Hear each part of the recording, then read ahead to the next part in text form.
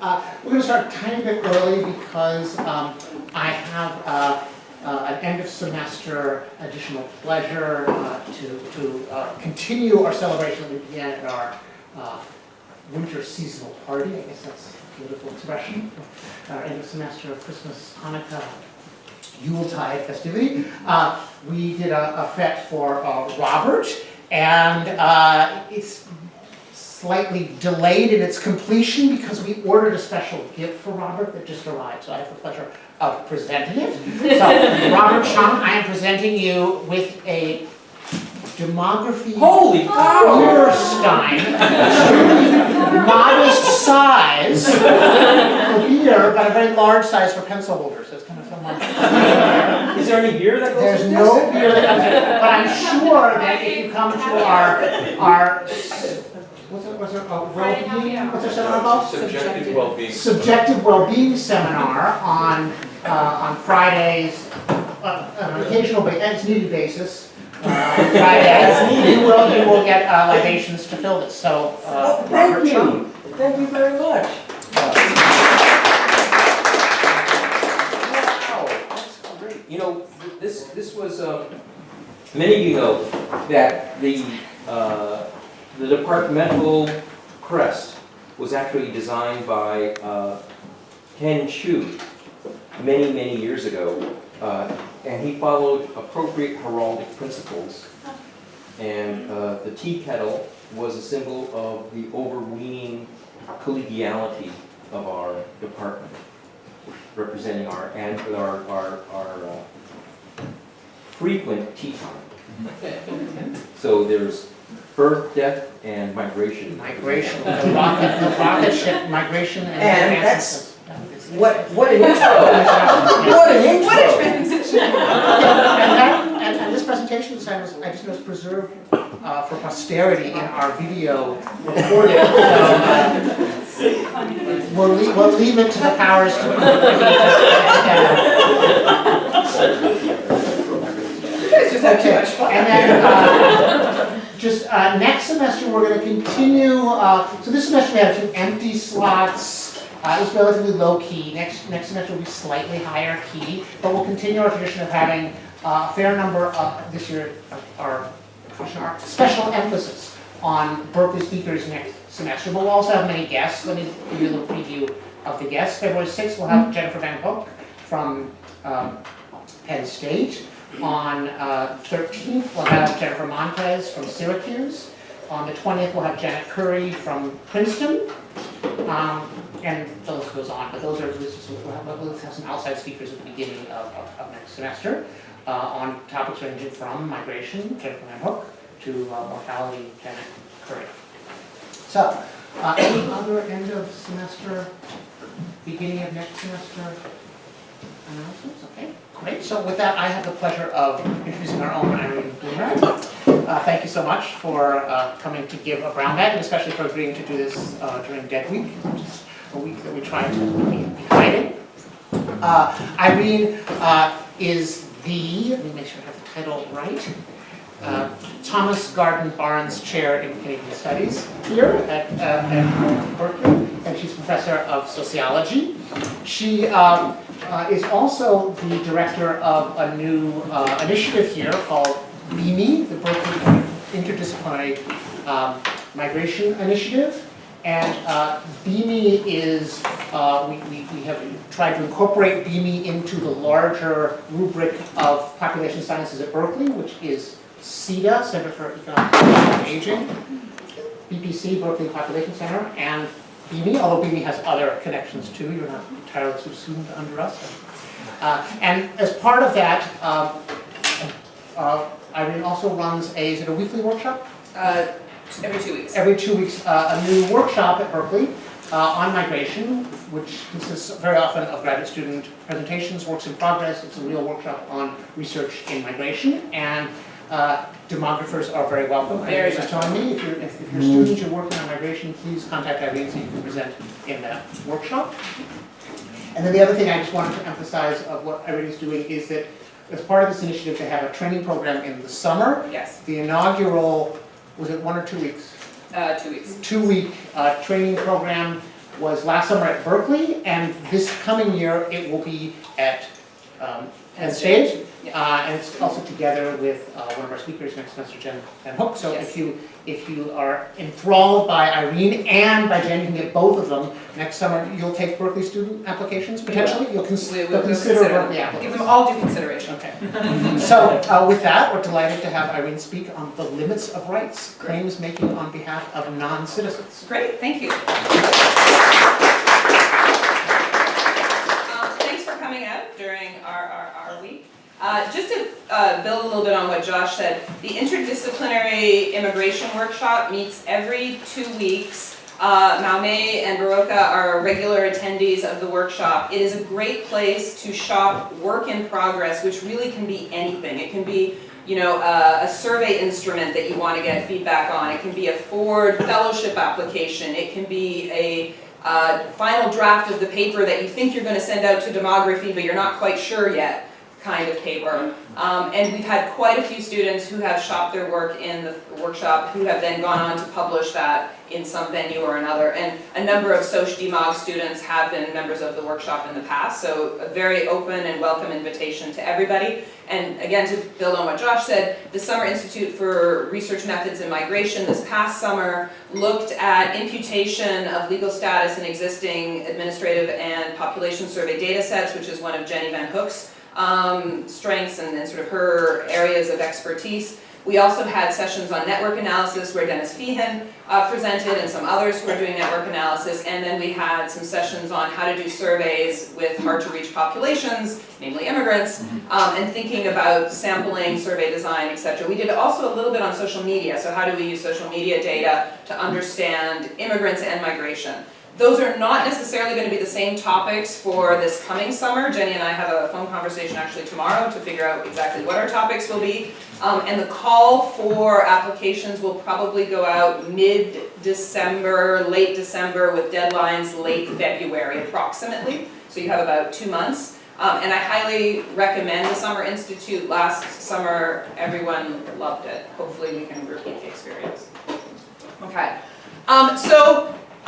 First I want to apologize to those of you coming regularly to the DMOG brown bag, because I have not been here this semester since I've been teaching sociology of immigration and social movements at exactly the same time, so from 12 to 2. So the main reason that I'm here this week is because I'm not teaching anymore. But the other thing I want to do is I want to give a caveat, and I'm probably old enough that I shouldn't do this anymore. You know, you undermine yourself, etc., etc. But this is not a demography talk, or at least not a demography talk as I understand demography, but I think I probably have too much of a traditional view of demography. But I'm not going to talk about fertility, I'm not going to talk about mortality, I'm not going to give you an age pyramid. And in fact, I'm really not going to talk about migration across borders either, believe it or not. So make of it what you will.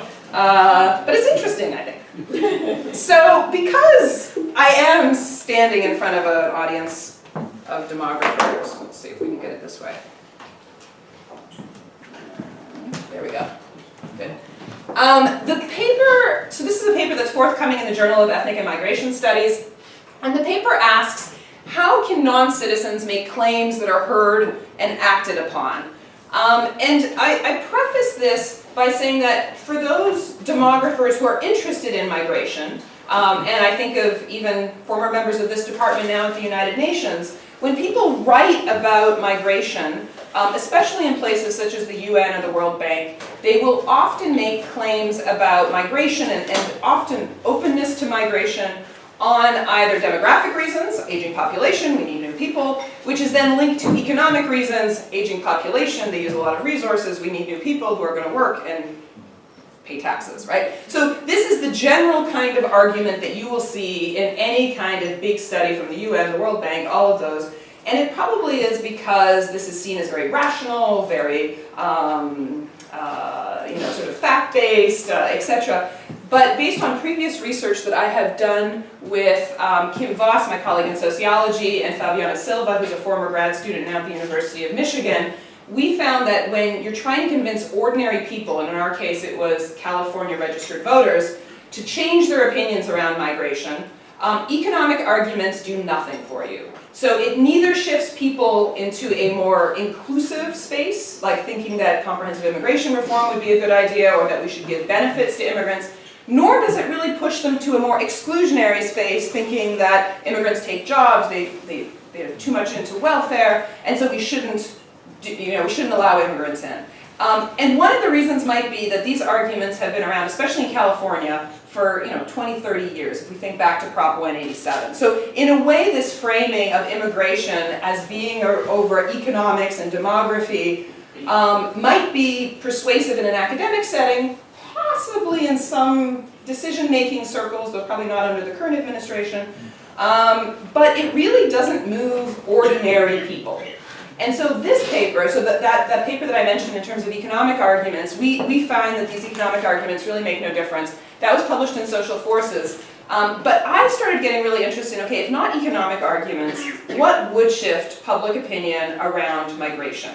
And which raises this more general question about how do we make claims on behalf of non-citizens? And we can talk about refugees, we can talk about asylum seekers, we can talk about people in this country who are undocumented. To the extent that social movements in the past, and we can think of the African American civil rights movement, had called on sort of the fact that they might be second-class citizens, but they're owed more because of the solidarity of citizenship, appeals to the Constitution, the sense of who has equality and dignity in our country, it's a nation-bounded kind of trope that people have used. And so what else do you say if you're trying to make claims for non-citizens? This was the premise behind the paper. Now, because many of you are demographers, I will give you some foreign-born resident population data. For the students in the room, what percentage of the US population is foreign-born? 14. Students? 14. Yes, it's about 13 to 14, depending on where you go. So here's the US. The US actually is much less immigrant than Anglo-settler colonial societies such as Australia and Canada, who they're frequently compared to. In Australia, over a quarter of the entire population was not born in Australia. In Canada, it's about 1 in 5. And then if you go into Europe, especially Western Europe, you find rates of, or sort of proportions of immigrants that is very comparable to the United States. And in fact, if you look at the EU average across the entire EU, the US is only slightly more immigrant in terms of a proportion of the population than the EU, right? So this, I'm sort of placing this in a bigger context to say both the US has a history of immigration and a mythology about migration, but it's actually pretty darn ordinary right now. And so in a way, the claims being made by political leaders are hyperbole in the context of what the demography actually is.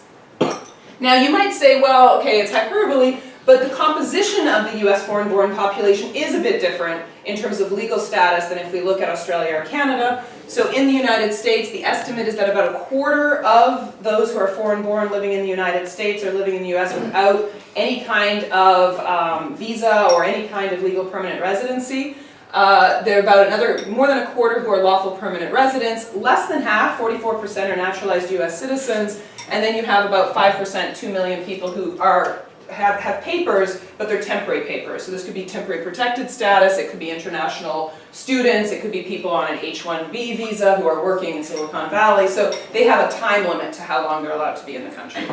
Now, again, despite the rhetoric from the White House, the proportion of the foreign-born population that is unauthorized has been pretty stable for the last 10 years.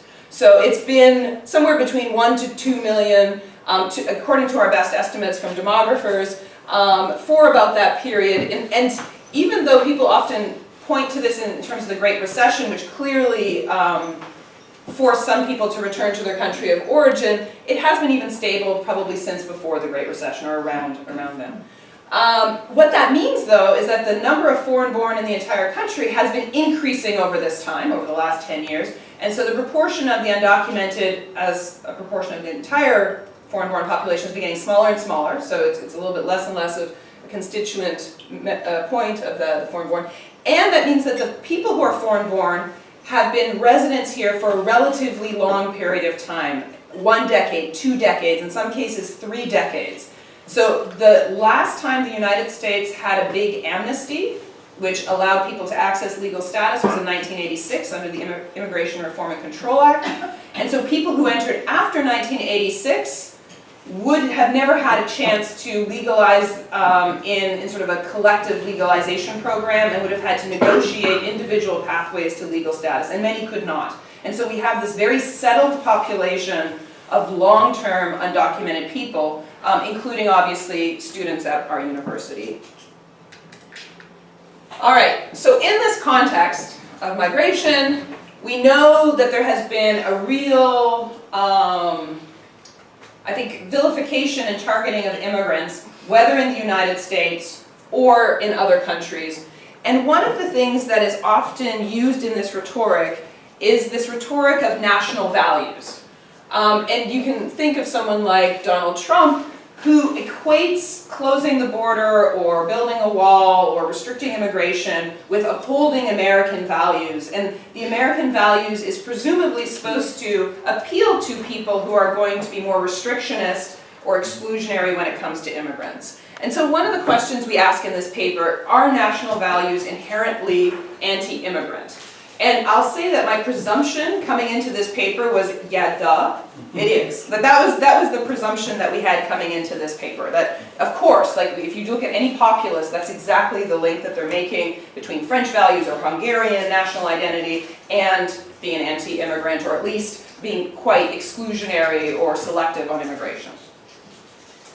Now, in contrast to this kind of populist message, a lot of immigrant advocates have used the language of rights. And this can be the language of human rights, or it can be, more specifically in the US context, the language of civil rights. Now, human rights, I think, is attractive for advocates because if you think back to what I said about second-class citizenship making appeals to the Constitution, etc., that places non-citizens outside of that circle of care. So if you're trying to make appeals to people and they aren't citizens, well then it's harder to make these appeals to American value, or sorry, the Constitution or citizenship. And so what do? You make an appeal to human rights. You know, everyone has equal dignity, everyone is equal, we're all humans, that kind of language.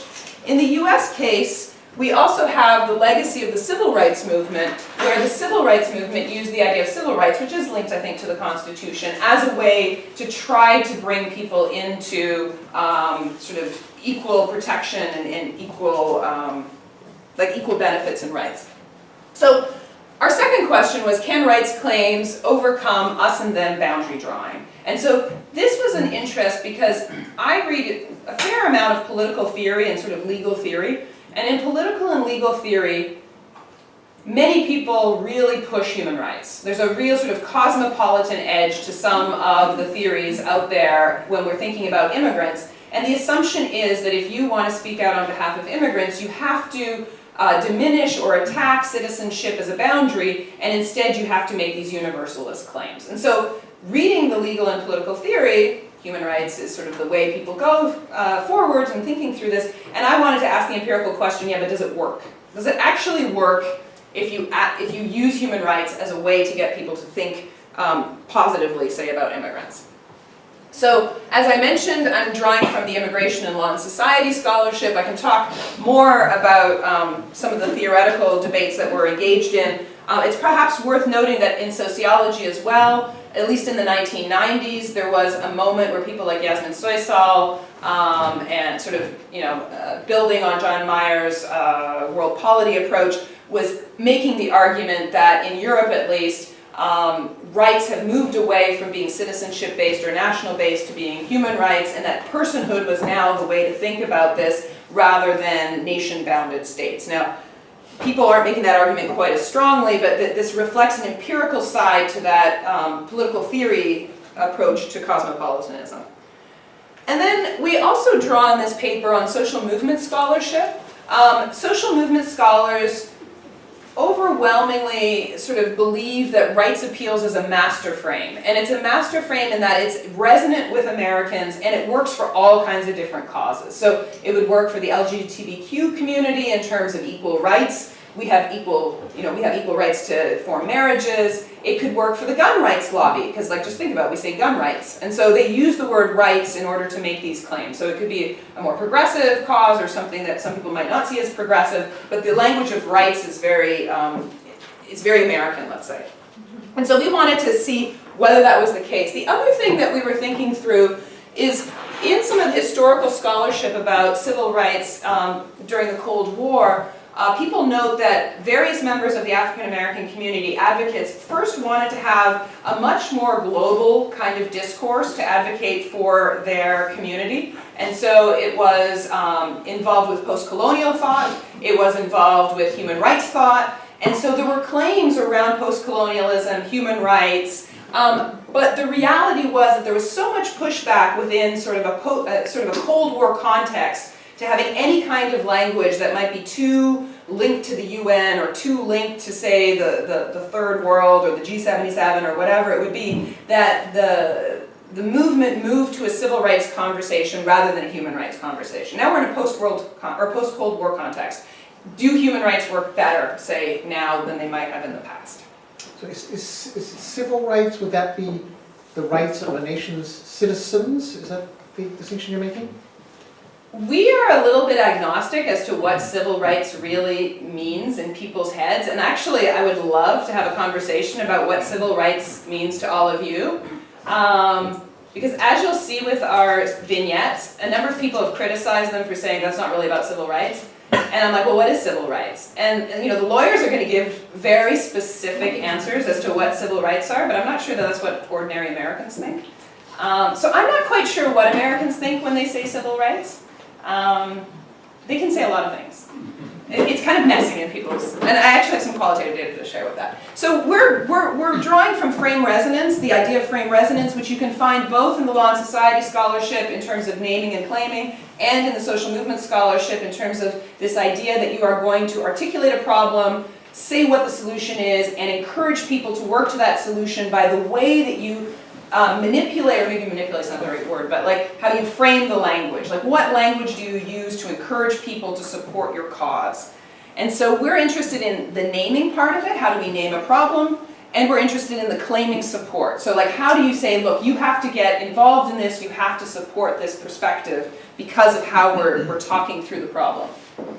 And so what we've done here is a survey experiment. Now, how many of you have ever done a survey experiment?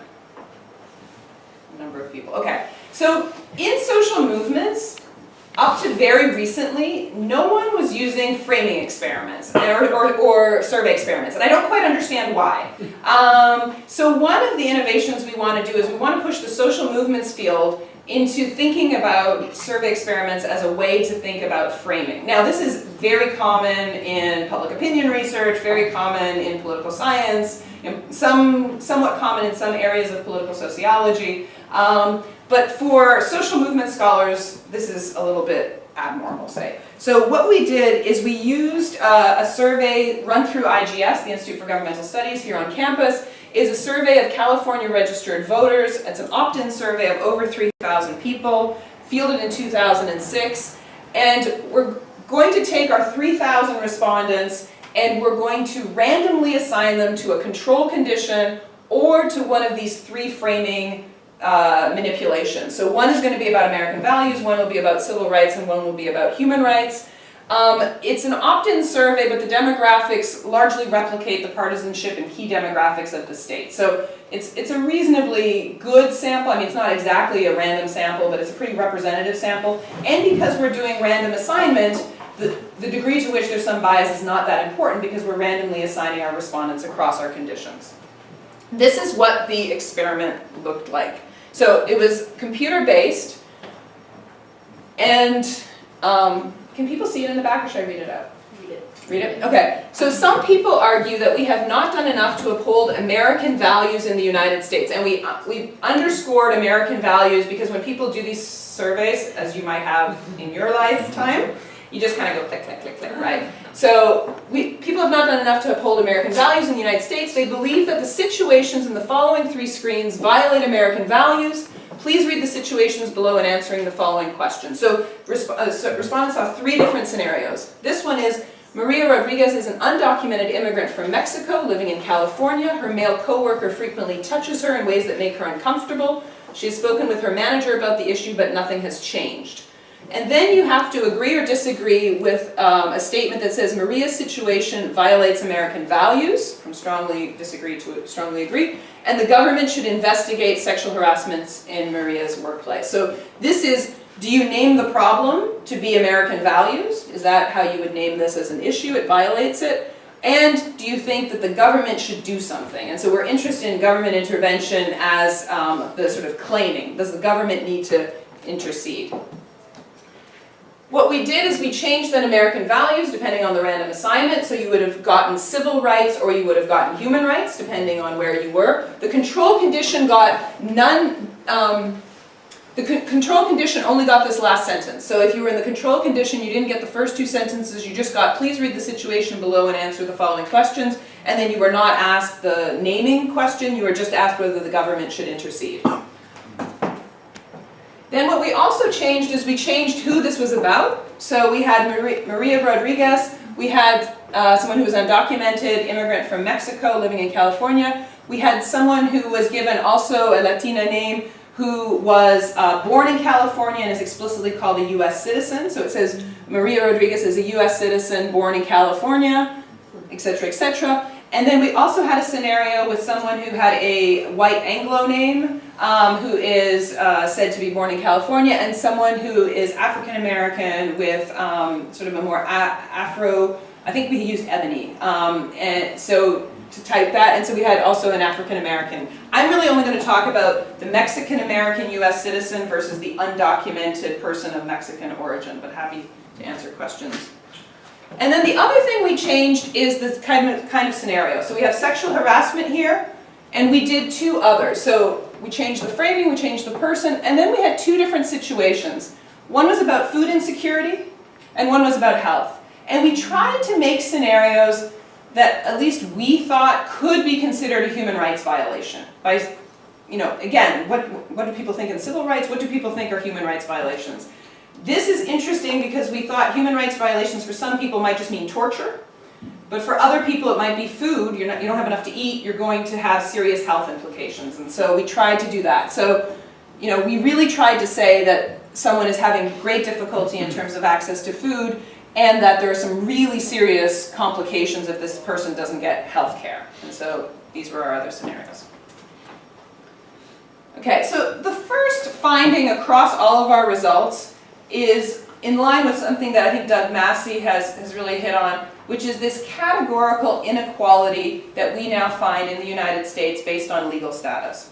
And by that, what I mean is that whereas it might no longer be normatively or morally correct to make distinctions between what people get based on gender or race or religion, and it's definitely not right in the law to do that, it is absolutely fine to make distinctions between human beings based on their legal status, even when we're talking about something like food insecurity or health, sort of your fundamental health.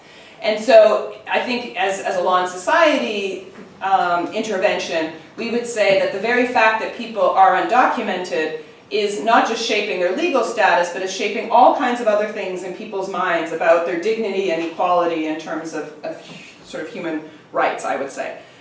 So when asked, what do you strongly agree that this is a violation across all of our three treatments? It is more likely, statistically significantly more likely, that people will say that there is actually a violation if you're talking about a US citizen versus talking about someone who's undocumented. So remember, this is exactly the same scenario. There's either sexual harassment, you don't have enough food, or you're going to go blind. And even though it's exactly the same scenario, people are actually evaluating the problem differently depending on whether they're portrayed as being undocumented. And then perhaps not surprisingly, but I think importantly, they're even much more likely to say the government should intercede when it's about a US citizen versus someone who is not a citizen. And, you know, again, I don't think this is necessarily surprising, but I think it's important to be able to show that even though we're talking about pretty serious matters, people are making these categorical differences about whether the government should intercede. So I think this really speaks to this idea of how legal status has become a source of categorical inequality. So for sociologists, we've historically always talked about gender as a source of inequality, class as a source of inequality, race and ethnicity as a source of inequality, and I really think from someone as a migration scholar, we have to have legal status as part of that conversation moving forwards. Now, here I'm going to break it down by the type of framing they receive. So again, this is, do you name this as a problem in the terms? Do you accept our terms of naming this as a problem? Civil rights people are not really convinced that this is a civil rights issue. Doesn't mean that they don't think it's a problem, but they're not willing to say that they strongly agree that this is a civil rights violation. 27% do so when it's a US citizen, only 21% do so if it's an undocumented person. When it comes to American values, they're much more likely to say, yeah, this is a problem. This is a violation of American values that someone is going without food or someone does not have access to health care. And as predicted, when it's about human rights, they no longer are making that distinction between a citizen or a non-citizen. So this actually speaks to this idea that human rights does have some resonance in terms of mitigating the difference evaluation when it's like, is this an equal problem regardless? Question? I'm just curious if you are worried at all about people saying, yes, this is a violation of American values just based on the fact that it's an undocumented immigrant. So they're not actually saying the scenario is a violation of American values, but an undocumented immigrant is a violation of American values. So, like the very fact that we're talking about someone who's undocumented is a violation. I hadn't thought about that.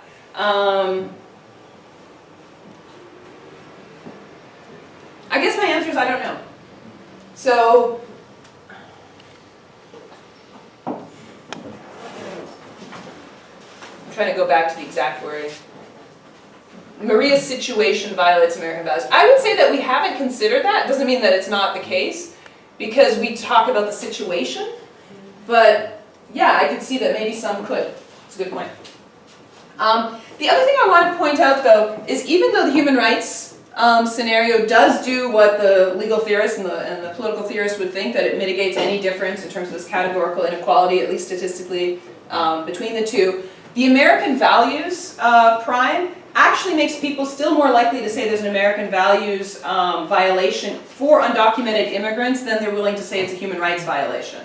So one of the things I think is interesting is comparing these two columns, the two orangey red columns, that American values are being violated, with the caveat we just heard, for someone who's undocumented. So people are like, yeah, that's a violation. Now, when it comes to government action, human rights no longer makes any difference. So people are willing to say that whether it's someone's undocumented or not, this is a violation of human rights, but they're not willing then to take the next step to say the government should intercede. Again, not surprising, but to the extent that advocates have been trying to use this language to affect change in policy, this doesn't seem very efficacious, I guess. And again, we see the same result in terms of the American values just seeming to be more productive in terms of getting people to think that government action should be something that we should do even for undocumented immigrants. This is not statistically significant, though, I'll mention, between the control and the American values, but it's not significantly lower. So remember how I said that I thought the answer to does American values make you a little bit more exclusionary was yeah, duh? I was wrong. So when I look at these results, am I fair to interpret this as saying that people are answering the questions independently, that it doesn't matter what the framing is, they're answering the question one and they're answering question two with kind of independently. Across all scenarios, they give the same answer. They're able to think about these things distinctly. There's not a large kind of priming, or I don't know. There are slight order effects. So we've ran the regressions just using the very first vignette before they realized that we're asking them more or less the same thing, but with tweaks in terms of who it is and what the scenario is. So there are slight order effects. There's there's a high correlation between saying that it's a problem and saying the government should intervene, but it's not a perfect correlation. So there's some number of people who reject the framing of the issue as being about American values or human rights or civil rights, but still think the government should do something. So there's something else going on in their heads in terms of... I'm struck by the similarity not between the scenarios, which is But another thing, but rather between the control Yes. and all of the scenarios, that it's basically people are, and that would have been my reaction. Right. I would have thought There's about the little two action. issues as very separate questions. Why are they asking two questions? Because they're trying to get at two different things. I'll answer the second independent of the order. I'll answer the question about government action independently of the values question. Right.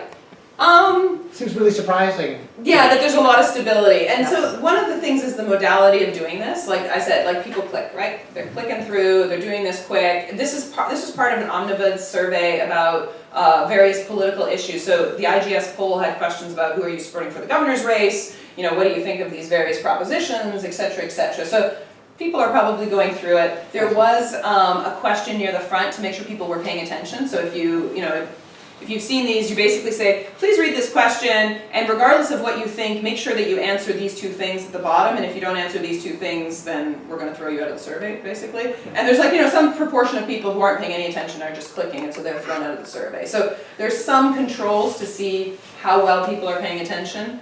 The other thing that I would say in terms of stability is there's not much variation from the control, but there is systematic reaction against civil rights. I think we're finding very modest backlash against civil rights, irrespective of whether it's an immigrant or a citizen, and irrespective of sort of how the person is portrayed.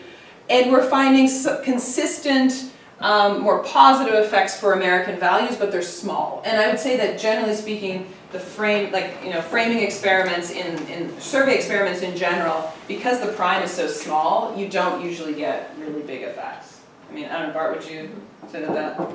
Yeah. So yeah, small effects in a way. Let me show you some differences across scenarios, because here you're going to see that people were paying somewhat attention. So as I just said that they don't pay attention, they don't pay attention. Well, they were paying attention in one way. And we did this before the Me Too movement. I'm really kind of proud of that, so I have to say. People evaluated the sexual harassment scenario really differently. So there was no categorical inequality between what people said about government action in the sexual harassment scenario, regardless of the woman's documentation status or citizenship status, as compared to food and health. And I'd love to hear thoughts and ideas about what you think might be driving that. Our current hypotheses are things such as the scenario, so this is a case, the legal scholars would say this is a case that this is negative rights, right? Something is happening to you and the government's going to intervene to stop it. Whereas those are positive rights. The government are now going to give you things that are going to cost taxpayer dollars. So this might be driven by sort of a negative versus positive right. Another difference between these scenarios is that the food and the health scenario, the way that we wrote it up, it's structural.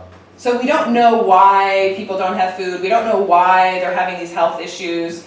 And so, who's to blame? Whereas this one, we explicitly say a coworker is touching the person inappropriately, she complains to the manager, nothing is done. So there's more agency, and so it's a clear sort of action. And so maybe that's what's going on. And so one of the things we're doing, and speaking to Josh's point about civil rights, is we want to redo these experiments and we want to start tweaking them a little bit to see if it's about negative versus positive rights, to see whether it's about a perpetrator versus sort of a structural problem that people face. And we also want to get at what civil rights are, because we don't have something like a police stop. So if we're thinking about negative versus positive rights, another negative right is making sure the government doesn't arbitrarily detain you by doing a police stop or throwing you in jail without evidence.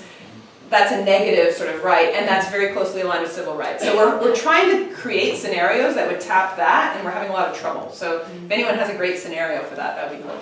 So it might just complicate everything, but I was wondering whether or not people's reactions especially regarding the undocumented immigrant versus US citizen, is mainly of the government's action. So if you had additional level where you had maybe an international human rights organization stepping in and seeing how people react differently depending on who's taking responsibility in solving that issue.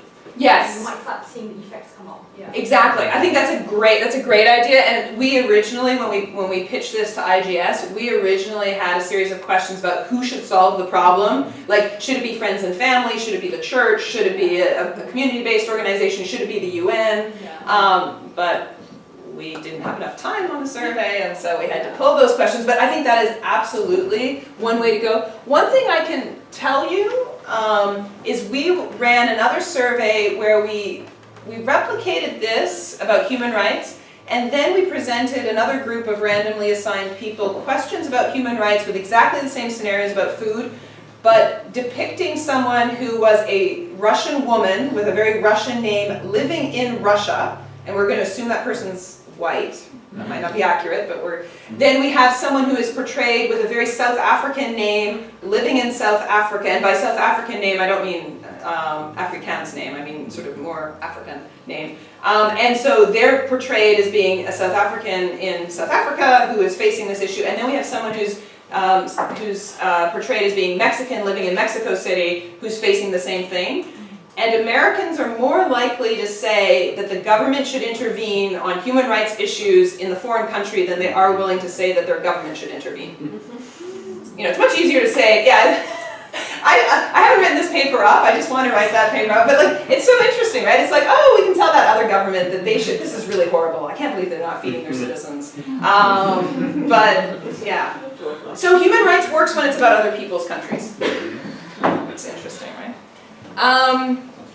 I'm going to wrap up just with some of the qualitative data. I can talk a little bit more about how much this changes based on characteristics, but the short answer is respondent characteristics don't really change our findings very much. Political ideology does not matter, which is in contrast to something else we had written and found. So that was interesting. So if you're liberal or if you're conservative, believe this or not, you equally are more sympathetic to American values framing, and you are equally less sympathetic to civil rights framing, which is interesting.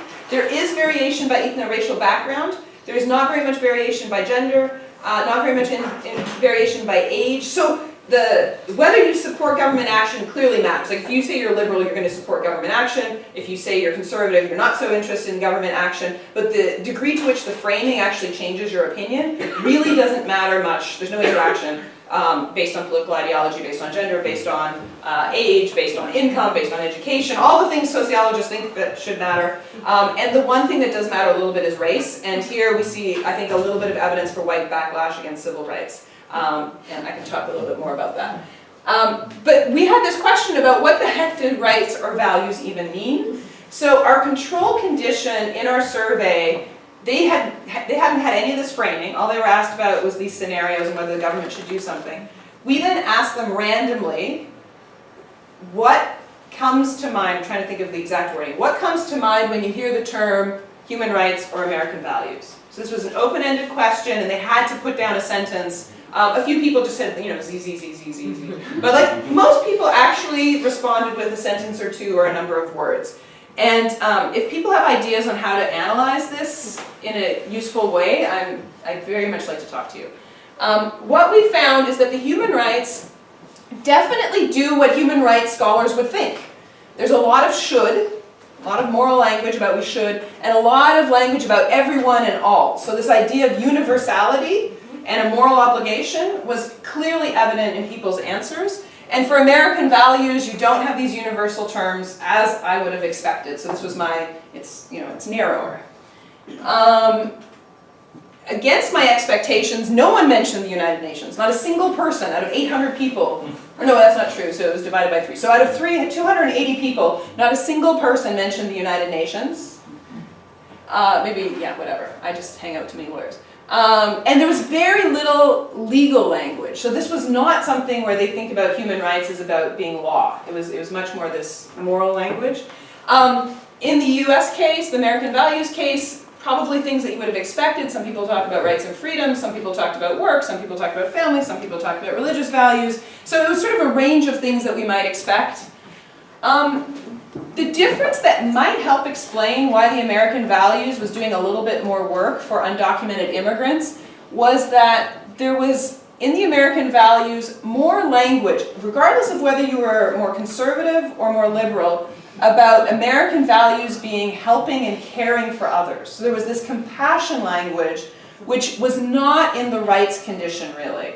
And so one thing that I've been thinking about is rights sort of an obligation or a strong demand, which people then are going to react against, whereas the American values can be very generous, we can be very caring about people. And so interestingly, against my expectations, even if you're appealing to national values, you may actually be creating a somewhat encompassing, inclusive space, at least for people who are undocumented living in the United States. Now, does that then extend to asylum seekers who are at the border? That's not so clear. But I was surprised. I thought American values would be much more exclusionary, and we didn't find evidence for that. And just to give you a sense of the actual answers, I'm just going to show you some of them. So, what comes to mind when you hear the term human rights? And so you really, in this case, someone who's conservative and someone who's moderate, they're really not saying that much different, right? And this is human rights, and so this is what part of the thing of what do people actually think? You could also maybe think of this as constitutional rights, you could think about this as maybe civil rights, but it's a very sort of negative rights kind of approach to human rights. And then you get maybe the more stereotypical answers, or at least what we might think. So someone who says they're conservative here, they equate human rights with the Bill of Rights, and then they say it only applies to some people. And then on the other side, you have a very expansive view of what human rights should be, and it includes positive benefits in terms of wages, healthcare, adequate housing, etc. And then when it comes to American values, you get answers that people might associate with a more conservative position about don't get free handouts. And on the liberal, caring for people, equal access, basic human rights services. Now this is interesting because this person would never have seen human rights. So this is someone in the control group, they would never have seen the term human rights, and they're coming up with human rights as being an American value. And so some people might include that. And then we have here law-abiding, happiness, take care of one another, we stand up for what is right. And so one of the upshots of this, and this is me maybe taking off my academic hat and putting on a little bit more of an advocacy hat, for those who do care about migrants and want to make claims on behalf of migrants, I think the current political moment has really linked in people's minds nationalism and very exclusionary nationalism with an anti-immigrant stance. And at least in California, at least at the time that we were doing this survey, it seems that there's a lot more space to make a more positive nationalist message or a national values message, which is more inclusionary. And so if I were speaking to a room of activists rather than academics, I might recommend that people sort of think about messaging national values in sort of a more progressive or inclusionary way and not leaving that whole nationalism discourse over to a populist side of the conversation. And I'm going to leave it there. So thank you very much.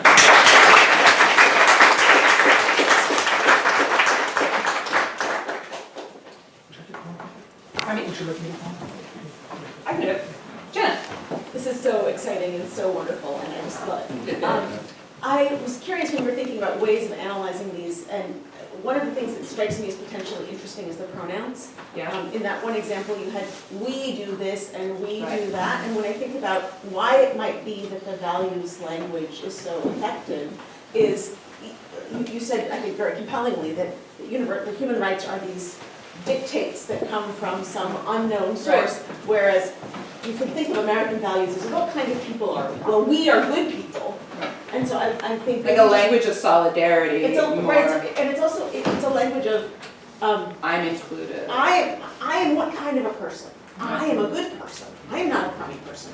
And so it might be interesting just to look and see if there's any systematic differential use of pronouns about when it's we and when it's one or they. I think that's a great idea. Thank you.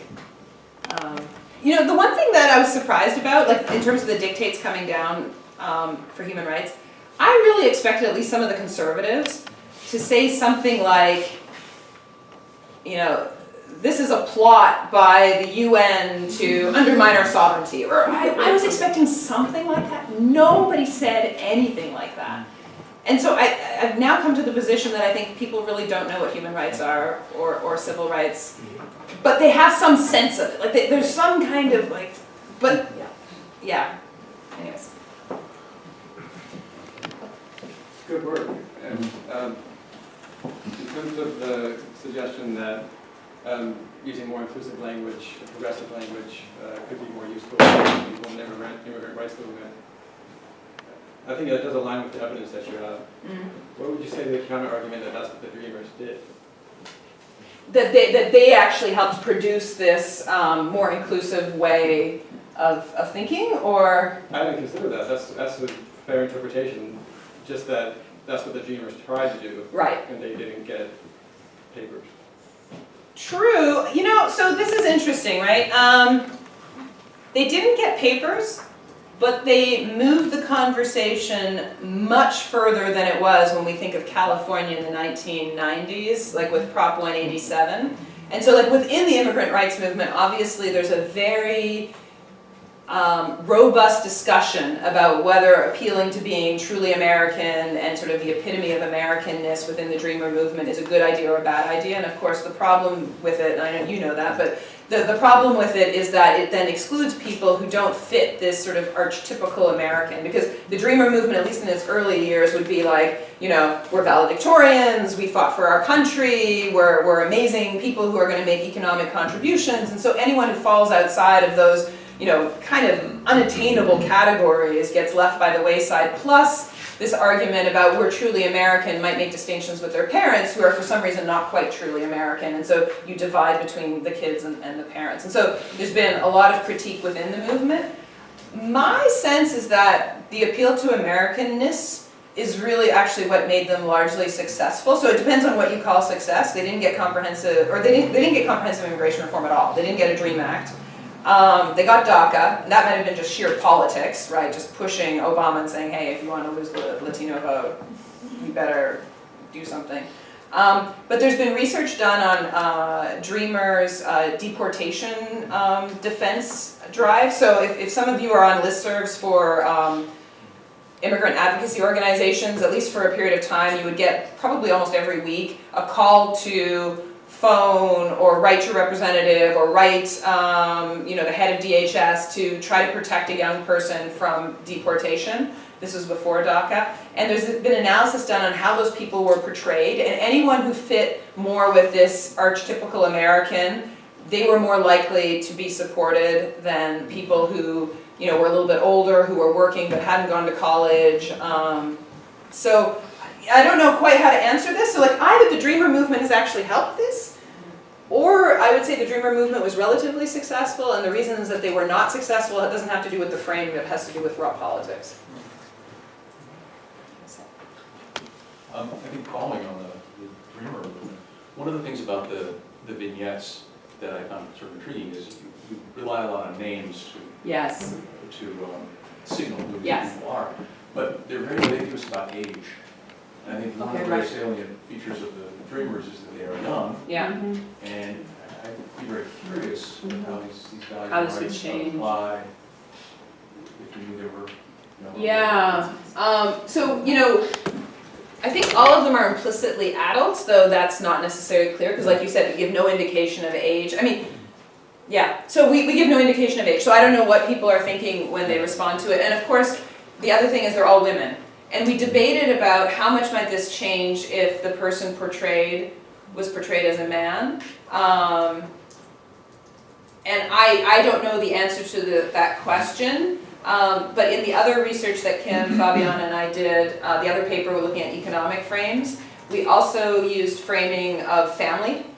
And we did find that using family cohesion, so like, should we deport people or should we keep immigrant families together is sort of the way we thought about it. The family framing made conservatives more likely to support comprehensive immigration reform, so legalization. And especially conservative women were more likely to support legalization. So there's definitely something around family, and I don't know if it extends to women in general, like especially, like there's no children mentioned here, right? So I don't know if that would extend, and so I don't even know if there might be a gender effect. So I guess my answer is I don't know, but it'd be interesting to think about that. I would say that based on legal theory, there shouldn't be a gender effect. And there shouldn't be an age effect, but I but think for American values.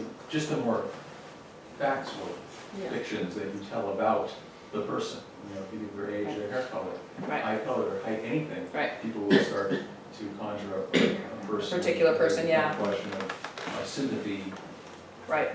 One thing we've been debating is doing something called conjoint analysis, where you basically offer a scenario and then you start randomly varying all kinds of characteristics. Like you could vary whether they're working or not working. So people have also pointed out that the sexual harassment, the person is explicitly working, whereas the other two, there's no mention of whether they're working or not. So you could do working, you could do age, you could do gender. There's a number of different things we could do. And we're debating, so if anyone has experience with conjoint analysis, I'd like to chat with you, because we're debating on how useful that would be, because there's some trade-offs when you do that.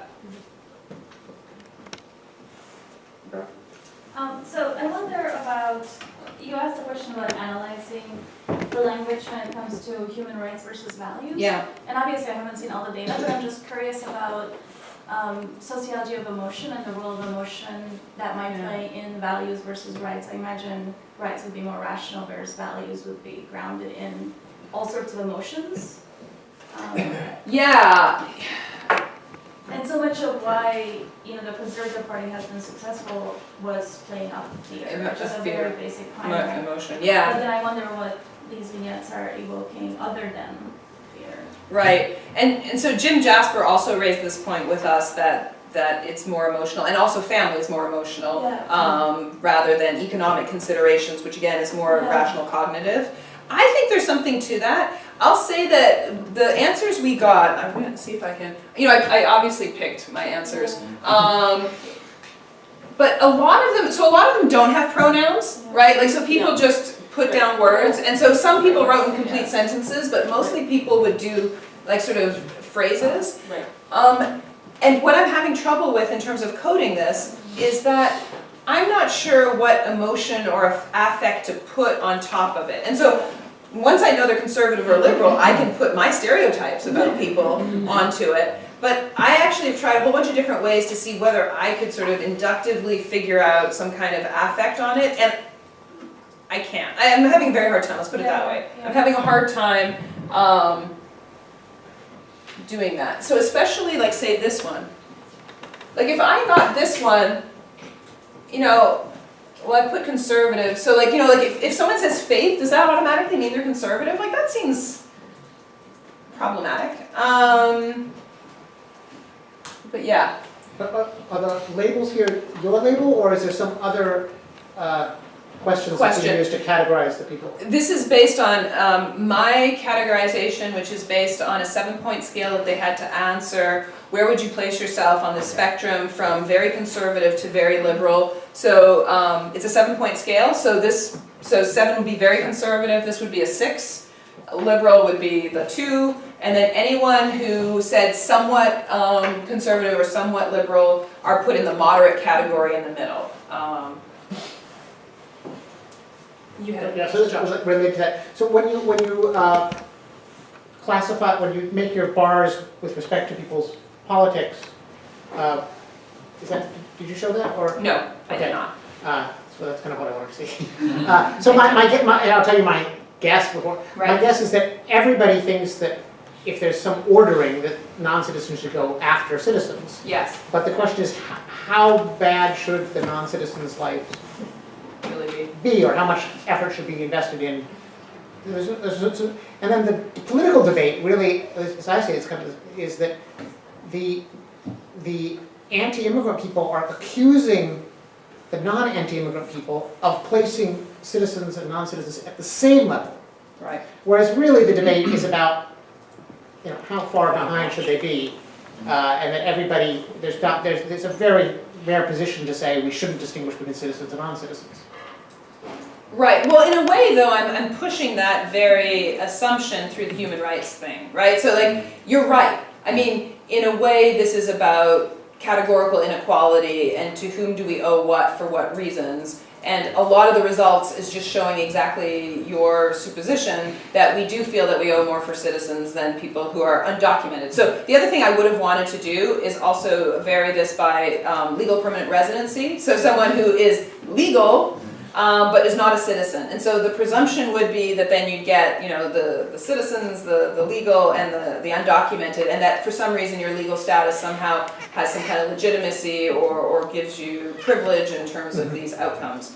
And so I guess in a way this paper was to figure out whether using human rights could really sort of take that off the table, because that's the presumption, right? That's the presumption in the scholarship on human rights, that it just removes that. And so the short answer is it sort of helps when you just say, is this a problem? And people are like, yeah, citizenship doesn't matter. I can say it's a problem, but it totally matters when you want to then get the government involved. Which, again, I don't know if it's particularly surprising, but interestingly, no one, to our knowledge, has really studied human rights claims making in the United States, because again, human rights is all for those other countries, right?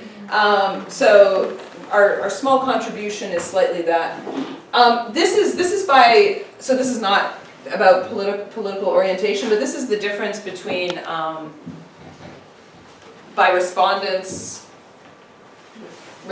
race or self-reported race. And you do see, so this is one interesting thing, this is government action. These are all US citizens, because we're only doing registered voters. And it is the case that for Latinos, human rights mitigates the inequality between someone who's undocumented and someone who's portrayed as a US-born citizen more than for any other category. And so maybe one of the reasons also the advocacy organizations use human rights is because it appeals to Latinos. So if you're trying to mobilize, like thinking of a social movement scholar, you have to change the hearts and minds of people on the outside, but you also have to create solidarity and action, mobilization on the inside. And so human rights is actually somewhat efficacious, I think, for mobilization on the inside with Latino voters. So if you're trying to convince Latino voters, then it works pretty good for Latinos. Interestingly, it doesn't really work for Asian Pacific Islanders, and it doesn't work for people who self-report white. And you can see that civil rights in particular is just not something that white Californians want to sort of hear when they're thinking about undocumented immigration.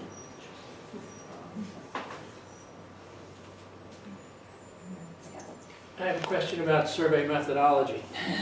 You Yes. mentioned the instant clicking problem with Yes. the computer survey. Do you ever try to supplement such a large survey with a small sample of in-person interviews to see if there's a consistency? I have not done that for this project. So in previous research, I've actually tended, yes, so in previous research I've totally done that, and it's very interesting and revealing, and I have not yet done that in this research. So I'd like to.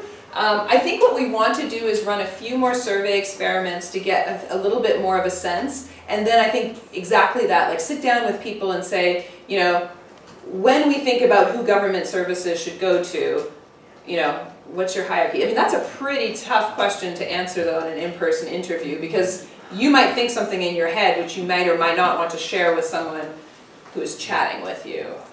One of the nice things about the survey experiments is because respondents are randomly assigned and they're not seeing the other framing, they don't know that we're judging civil rights versus human rights versus American values. So it's a little bit more there's fewer interviewer effects, let's put it that way, in terms of that. Time for one more question? Sure. Yeah, so when you were talking about categorical inequality Yeah. at the beginning, I was just wondering if you could comment a little more on why immigration status is different from other categories like race, class, gender, and what makes it okay to discriminate on that versus the others. So I would say that this, in terms of social science, the interesting question is, to what extent does the law and the codification of categories in the law augment the degree to which distinctions become natural and normal to people? And so so there's this tension between saying, like, you know, look in the US South in the 1950s, look at how the law kept African Americans categorically unequal. And so the law reinforced social norms, economic oppression and structures, et cetera, et cetera. And then, you know, I think sociologists historically, at least in sort of my field of citizenship studies, have looked at the ending of like on the books Jim Crow exclusions and said, you know, how much is the law really that important? Because if we look today, there's still huge gaps in wealth, and there's huge gaps in life expectancy, and you know, we know that blacks are incarcerated way more than whites, etc. And so the whole law and on the books really isn't that important. There's much more fundamental. So I think some sociologists of race would be like, look, it's much more fundamental than just the law. I think with immigration studies, what you see is that the very categorization of you in a particular category has both implications for the way you're treated, the way you self-identify, and especially the way other people treat you. And so as a sort of an additional point to this argument about how law creates these categories of people that then actually have real social meaning, I would point out to like refugees. And so until the present administration, refugees have historically been relatively lifted up in American public parlance and sort of seen very favorably, and it would even be people in refugee-like categories, so Cuban exiles or the Vietnamese boat people, you know, they were fleeing communism, and so we're going to bring them into the country, we're going to give them refugee status or sort of refugee-like status, and then they got all kinds of social support, so the category then came with all these social programs, but they also sort of self-identify as a group that the country or the government has given almost special benediction to. And here I think of someone who was a former student in our sociology department, Hannah Brown, who has a really nice paper based on her fieldwork in Oakland with Liberian refugees. And so she finds that the Liberian refugees, they're black, they're usually on welfare, especially in their first years as they're settling. And so in a lot of ways they should be completely and utterly stigmatized. But they use the fact, or they sort of self-identify that they're refugees and the government let them in because they deserve protection as a way to sort of see themselves as an important group of people who are allowed to make claims. So they're allowed to make claims and ask for welfare. And they make claims actually against fellow black people, African Americans, by saying, hey, your government let me in, you know, you need to treat me in a particular way. So I think my argument in terms of categorical inequality is that depending on which category you find yourself, there are both material implications that have policy in terms of whether you can access in-state tuition, etc. But there's also identity constraints that then affect you and how you are treated by other people. So that's, I think, and that is different, I think, than how we currently are thinking about gender or race or class, because those are no longer, in most law, legitimate grounds by which you can make distinctions in a way that they used to be legitimate grounds. So that's, I think, how I would push it. And one of the things to note here is that the legality argument is so powerful, and if you think of like what Trump usually says, I mean, he's moved away from national values, actually. He now is, you know, he doubles down on the criminal element, right? It's about gangs, it's about, you know, rapists, it's about everything that is criminal and legal. So the tightening about the illegality of people and they're breaking the law, that is extremely powerful. All right, thank you.